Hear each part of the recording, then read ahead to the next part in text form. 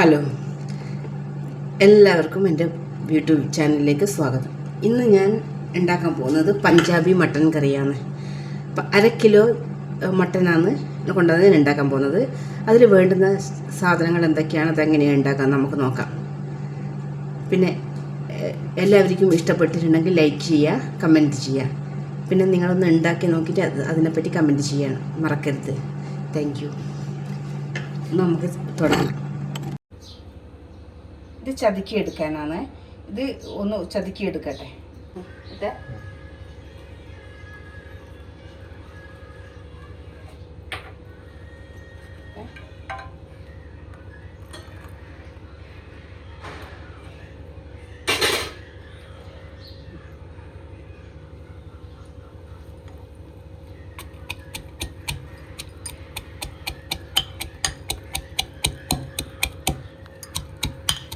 നന്നായിട്ട് ഇത് ചതച്ചെടുക്കണം. ഇത് നന്നായിട്ട് ചതച്ച് എടുക്കണം. മിക്സിയിലിട്ട് അരക്കുന്നതും ഇത് ചതച്ചെടുക്കുന്നതിനും ടേസ്റ്റിന് വ്യത്യാസമാണ്. അപ്പോൾ ഇത് നന്നായിട്ട് ഇതിൽ ചതക്കല്ലുണ്ടെങ്കിൽ ചതക്കല്ലിൽ വെച്ചെടുക്കും. ഇതുപോലെ ഒരലിലാണെങ്കിൽ അതിൽ വെച്ച് നന്നായി ചതച്ചെടുക്കും.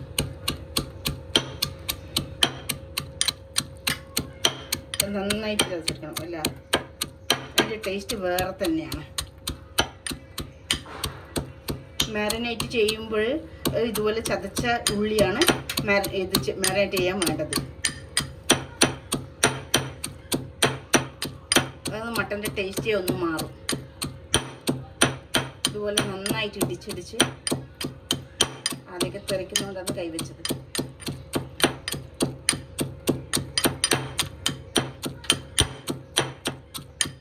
കുരുമുളകും വേണം, പക്ഷെ കുരുമുളക് പൊടിച്ചതുള്ള കാരണം ഞാൻ ഇതിനകത്ത് ചതച്ചെടുക്കേണ്ട ആവശ്യം വരുന്നില്ല. അല്ലെങ്കിൽ കുരുമുളകൊന്ന് ഇവിടെ ഇട്ട് ചതച്ച് കഴിഞ്ഞാൽ ഒന്നും കൂടെ നല്ലതായിരിക്കും.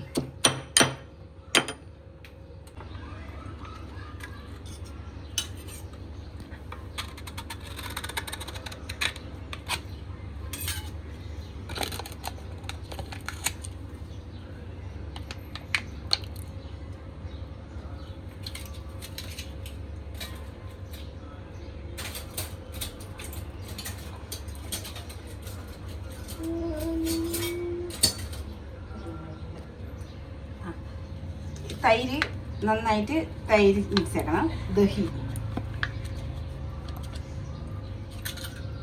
പിന്നെ ഇത് മട്ടൺ മസാല, പിന്നെ നമ്മൾ ചതുക്കി വെച്ച വെളുത്തുള്ളി പേസ്റ്റ്, നന്നായി ഇഞ്ചിയും വെളുത്തുള്ളിയും കൂടി നമ്മൾ ചതച്ച് വെച്ച പേസ്റ്റ്, പിന്നെ വേണ്ടത് കുരുമുളക്. ഈ 3 ഐറ്റംസുമാണ് ഇപ്പോൾ മാരിനേറ്റ് ചെയ്ത് വെക്കാൻ. പിന്നെ കുറച്ച് ഉപ്പ്, ടേസ്റ്റിനുള്ള ഉപ്പ്, ടേസ്റ്റിലുള്ള ഉപ്പാണ്. ഇത്രയും മാരിനേറ്റ് ചെയ്ത് വെക്കുവാണ്. മട്ടൻ മസാല, കുരുമുളക്, തൈര്, വെളുത്തുള്ളി ഇഞ്ചി പേസ്റ്റ്, ആവശ്യത്തിനുള്ള ഉപ്പ്, ഇത് മാത്രം ചേർത്തിട്ടാണ് ഇപ്പം മാരിനേറ്റ് ചെയ്തിട്ട് 1/2 മണിക്കൂർ വെക്കുന്നത്. ഞങ്ങളിന്ന് ഉണ്ടാക്കുന്നത് പഞ്ചാബി മട്ടൻ കറിയാണ്.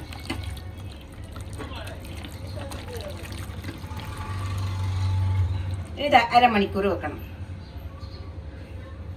മാരിനേറ്റ് ചെയ്തിട്ട് 1/2 മണിക്കൂർ വെക്കണം. ഇതിങ്ങനെ ചെറുതായിട്ട്, കാരണം തക്കാളി ചെറുതായിട്ട് ഇങ്ങനെ ഗ്രേപ്പ് ചെയ്തെടുക്കണം.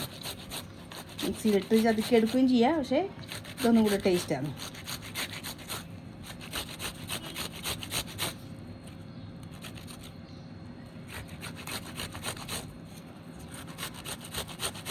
ഇതിൻ്റെ പൾപ്പ് മാത്രം ഇങ്ങനെ ആയിട്ട് കിട്ടും. ഇതിൻ്റെ തൊലി വേറെ ഇതുപോലെ ഇങ്ങനെ പുറത്തായിട്ട് വരുന്നുണ്ട്.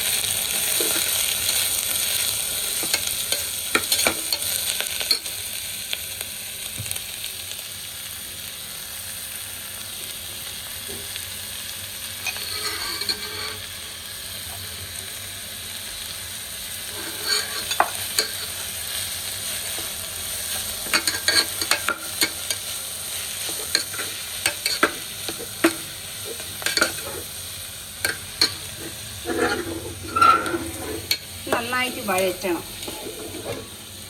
നല്ല ബ്രൗൺ കളറാകുന്ന വരെ നന്നായിട്ട് വഴറ്റിയെടുക്കണം. വെളിച്ചെണ്ണ ഒഴിച്ചത്. വെളിച്ചെണ്ണയിൽ സവാള ഇട്ടു, പിന്നെ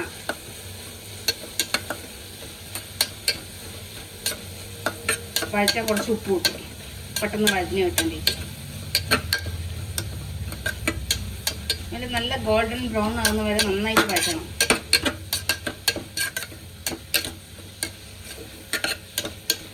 ഇത് ഉള്ളിന് നന്നായിട്ട് വഴറ്റിയിട്ടുണ്ട്. ഇനി ഇതിനകത്ത് കുറച്ച് ടൊമാറ്റോ കൂടി ഇടാം. കുറച്ച് ബ്രൗൺ കളർ നന്നായിട്ട് വഴറ്റിയിട്ടുണ്ട്. ഇനി ഇത് ഇത്ര ടൊമാറ്റോ, 2 തക്കാളി ഗ്രേറ്റ് ചെയ്തെടുത്തിരുന്നു.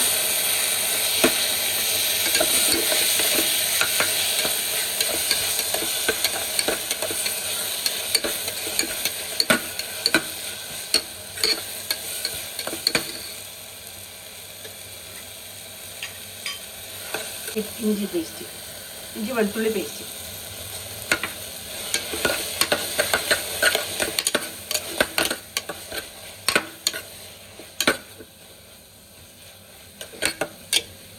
കുറച്ച് മുളക് പൊടി കളറിന് വേണ്ടിയിട്ട്.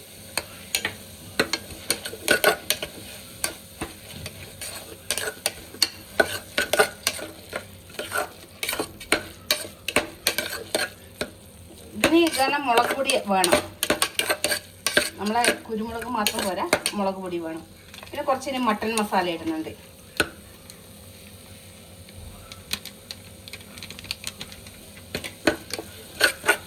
മാരിനേറ്റ് ചെയ്ത് വെക്കുമ്പോഴും ഞാൻ കുറച്ച് മസാല ഇട്ടിട്ടുണ്ടായിരുന്നു, മട്ടൻ്റെ മസാല. ഇത് നന്നായിട്ടൊന്ന് വഴറ്റിട്ടാകുമ്പോൾ ഇതിനകത്ത് മട്ടൻ മാരിനേറ്റ് ചെയ്ത് വെച്ച മട്ടൻ ഇതിനകത്തൊന്ന് വേണം.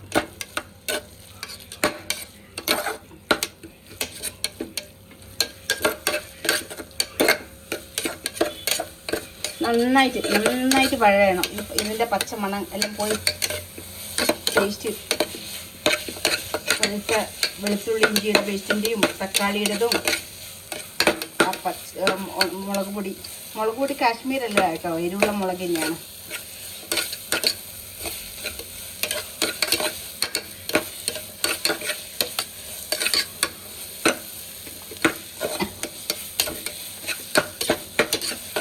ചെയ്ത് വെച്ച മട്ടനാണ് ഇത്. വെള്ളം എന്ന് വെച്ചാൽ ഒരിടത്ത് നമ്മൾ തൈരെല്ലാം ഒഴിച്ചായിരുന്നല്ലോ, അതിൻ്റെ ഇതാണ്. ഇതിന് ഇതിൽ കേട്ടോ.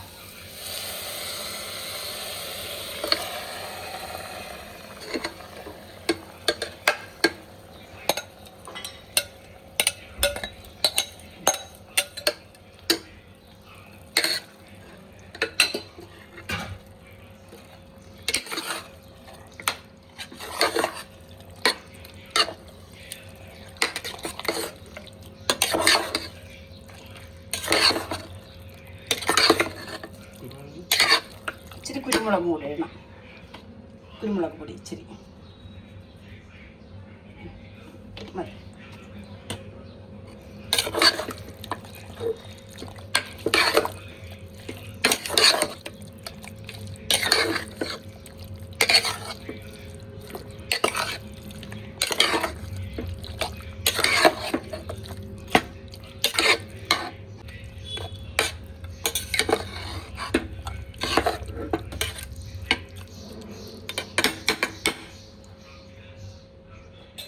ഇതിന് കുക്കറിലൊന്ന് മൂടിയിട്ടിട്ട് ഒരു 15 മിനിറ്റ് വെക്കണം.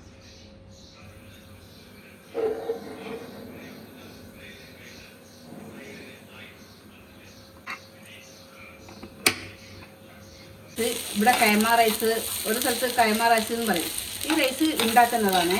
ഈ സാധാരണ നമ്മൾ ചില വീട്ടിലൊക്കെ വെള്ളത്തിലിട്ട് വാരിയെടുക്കും, ഹാഫ് വേവായി കഴിഞ്ഞാൽ. അതിനങ്ങനെ ടേസ്റ്റ് എന്ന് പറഞ്ഞാൽ ഇതുപോലെ ഉണ്ടാക്കുന്നതാണ്. ആദ്യം നമ്മൾ എണ്ണയിൽ ഉള്ളിയെല്ലാം ഇതുപോലെ വഴറ്റി മാറ്റി വെച്ചതിന് ശേഷം, ഈ ഉള്ളിയെല്ലാം ഇതുപോലെ വഴറ്റി മാറ്റി വെച്ചതിന് ശേഷം ആ എണ്ണയിൽ തന്നെ അരി കഴുകി വെച്ച് അതിൽ എണ്ണയിൽ വറുത്ത്, എന്നിട്ട് ഒരു ഗ്ലാസ് അരിക്കാണെങ്കിൽ 2 ഗ്ലാസ് അരി, 2 ഗ്ലാസ്, ഒരു ഗ്ലാസ് അരിക്ക് 2 ഗ്ലാസ് വെള്ളം, അങ്ങനെ തോതിലാണ് ഇത് ഉണ്ടാക്കുന്നത്. അങ്ങനെ ഉണ്ടാക്കുകയാണെങ്കിൽ നമുക്ക് വെള്ളം ഇതിൽ നിന്ന് തന്നെ വറ്റിച്ചെടുക്കുകയാണ്.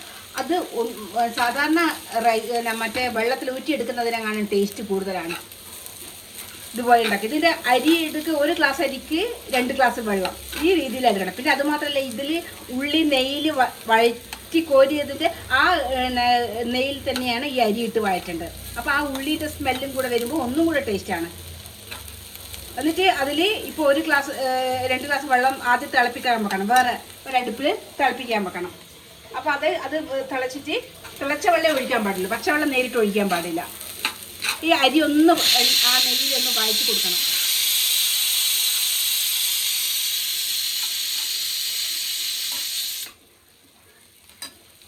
വഴറ്റി കൊടുക്കണം. ഇത് ഭയങ്കര ടേസ്റ്റാണ്.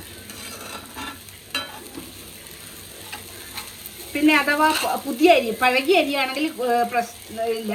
പുതിയ അരിയാണെങ്കിൽ ഇതിൻ്റെ അകത്തൊരു ചെറുനാരങ്ങ ഉപയോഗിക്കണം. അപ്പം അതൊരു നന്നായി കുഴഞ്ഞു പോയിരിക്കും. ആ കുഴഞ്ഞു പോകാതിരിക്കാനാണ് ഹാഫ് ചെറുനാരങ്ങ ഇതിൽ നമ്മളിങ്ങനെ ഒഴിച്ചു കൊടുക്കണം. അപ്പം ഈ അരി വേറിട്ട് ഒന്നും കൂടെ നിൽക്കും.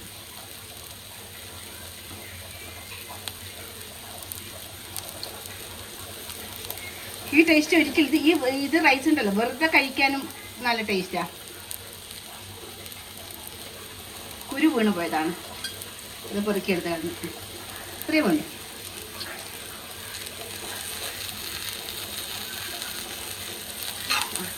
ഇനി ഇതിനകത്ത് വെള്ളം ഒഴിച്ചു കൊടുക്കണം.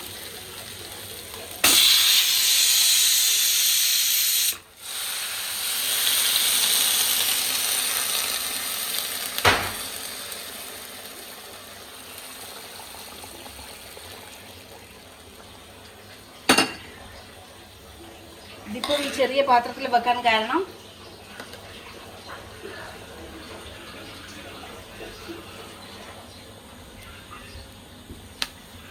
ഈ ചെറിയ പാത്രത്തിൽ വെക്കാൻ 2 ഗ്ലാസ് അരി 3 ആൾക്ക് കഴിക്കാനുള്ള റൈസ് ആയിരിക്കും.